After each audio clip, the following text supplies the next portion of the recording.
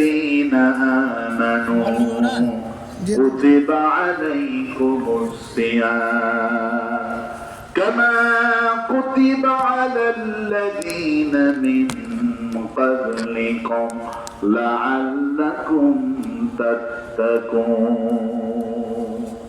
সে আল্লাহ পাক বলছেন, বান্দারে রোজাটা ফরজ করে দিয়েছি। কেন ফরজ করেছিলাম?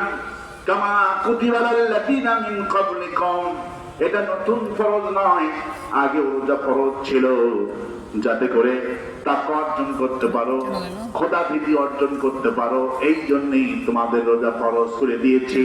এই মাসে আল্লাহ পাক রমজানের রোজা ফরজ করেছে একটা মাত্র কারণ, শুধুমাত্র কারণ হলো নফল করলে ফরজের সওয়াব হচ্ছে, আর ফরজ যদি কেউ পড়ে 70 থেকে 700 গুণ সওয়াব হলো। এর মূল কারণ হলো এই মাসে আল্লাহ কোরআন নাজিল করেছে। কি নাজিল করেছে? কোরআন নাজিল না করতো, এই শাবান মাসে যে কোরআন নাজিল করতো, এই মাসের দাম বেড়ে যেত। কি বেড়ে যেত? দাম বেড়ে যেত।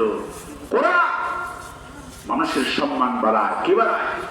আল্লাহ পাক বলেন, ওয়াল্লাযীনা উতুল ইলমা দারাজাত, আমি যাদেরকে ইলম দান করেছি, কোরআনের ইলম আমি যাদেরকে দান করেছি, তাদের সম্মান মর্যাদা বাড়ায়। ইন্নাল্লাহা ইয়ারফাউ বিহাদাল কিতাব আকওয়ামা ওয়া ইয়াদাউ বিআখিরি।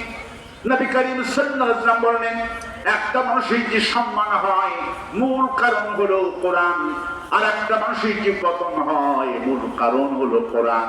হাসিনার বাড়ি ছিল 2 তলা, বঙ্গবন্ধুর বাড়ি শ্রদ্ধা করত, সম্মান করত, কিন্তু মেয়ের কারণে, মেয়ের জুলুমের কারণে ওই বাড়িটা মানুষ বুলডোজারতে ভেঙে দিল। ঠিক কিনা বলে?